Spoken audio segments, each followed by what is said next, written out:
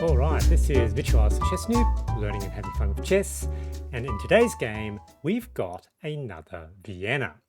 And in this game, both my opponent and I play a very accurate game. As you can see in this chart, we're almost basically around equality all the way until the very final bit of the endgame where my opponent made a blunder. And this is just goes to show that you need to be watching out for blunders, particularly in the back rank, all the way throughout the game. Now, let's have a look at this game. We start off with e4, e5, knight c3, the Vienna.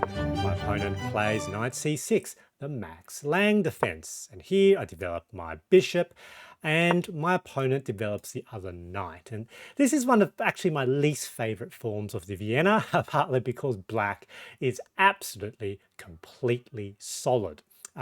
These sort of games where both white and black play fairly accurately often leads to fairly drawish games. I'm going to go through the rest of the opening and the middle game relatively quickly from this point. So play d3. The idea is to open up that diagonal, potentially push the f pawn to f4. They develop their bishop. Because of that, I thought, look, what I'm going to do is I'm going to try to get rid of that pawn by developing that bishop, takes. Now my f file is open, and potentially after short castles, I may be able to command the semi-open file with my rook. They short castles, I developed the knight. Here I was trying to be a bit tricky. I was thinking here and here and here, something like that. Stockfish didn't say it was an inaccuracy, but it also didn't think that was the most accurate move either. They now sort of open up their light square diagonal. So here, knight back. They put their knight to the edge of the board. I thought that's fine. I want to not lose tempo. Happy to potentially open the d file myself. They take, I take, and have a look at sort of the the evaluation. We pretty much stay between sort of -1 and +1 throughout the whole game. Develop another pawn, push another pawn, trying to control the center. So this is very solid with black. Now that I've sort of castled, I'm going to bring my pieces over to the king side to launch an attack. This was potentially a little bit too early for black. As you can see, they wanted Stockfish thinks that developing the bishop first is best because I can now capture, and now I can kick the bishop. Bishop's here. I thought about this, but I thought that might sort of weaken the defenses around my king a little bit too much.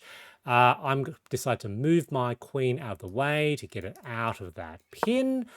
They sort of developed their queen now. I thought that was potentially okay. So obviously, there's a bit of a threat there and long-term pressure here, but I thought that was okay. I didn't see that was a huge problem. Knight jumps forward, attacking the bishop. Bishop now needs to move back. That's potentially okay. Everything's defended at the moment. Bring my other rook across. That's now at the moment a hanging pawn, still hanging. This is not a particular concern for me, so I take, and potentially I've got a chance to infiltrate onto the 7th rank. So that's good. I thought that was fine. Take, they take. And here, Stockfish thought that it would be better for me to defend these two pawns by having the queen in that position. However, I thought, look, I'm going to potentially have a mating attack here. So I decided to give up potential pawns to try to get that attack. So they took the pawn, that was fine. Now my rook is in the 7th rank. They take another pawn, that's fine. And now I can sort of block that queen in place. They push that pawn, which is sort of very wise. So now sort of disconnecting these two pieces from the f7 square. Over here, take, attack, bring the rook back. So the rook on the 7th rank is actually quite powerful. So it doesn't matter the fact that, they're one bit of material up, it's completely equal. Here, given that I've been sort of disconnected, let's try to double up in a battery, takes, still have a rook on the 7th rank. Check, but that's fine. This is a fortress. This is completely fine. And what I potentially want to do is maybe see whether I could get a mating attack here. However, that takes moves, and obviously my opponent is not going to just stand around either. So they make a move. Here I go, line things up. However, they give a check. Well, they sort of block, and basically once you invite the trade, it's looking very drawish, isn't it? So I move my rook out of the way. They try to attack. Check, block, check, block. And here I wondered, I knew it was probably a draw, and you can see it is a draw. I wondered, should I just do a draw by threefold repetition? But then I thought, what's the fun in that? What's the fun in that? So I decided not to have a draw by repetition and decided to defend my rook with the queen. So here I wondered what black was going to do. What I expected them to do was to potentially push that pawn to disconnect the defense, but then I've got check, block, take, check. That's probably what I was expecting. However, what actually happened in the game was, here we go, here was that black decided to get a little bit greedy with material. And potentially we saw this a little bit with the queen. There's a little bit of adventurism, on the queen side of the board where fundamentally it doesn't really make any difference. And this is now a terminal blunder.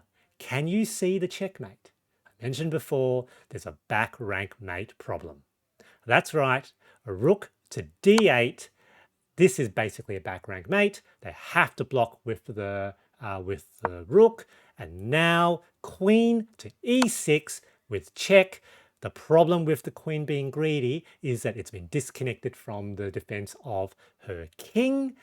Here, my opponent saw the writing on the wall and opted to resign, but basically they've only got one force move, king to h8, and then back rank mate.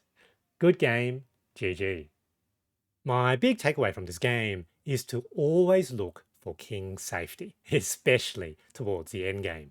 I hope you enjoyed this video, and thanks for watching.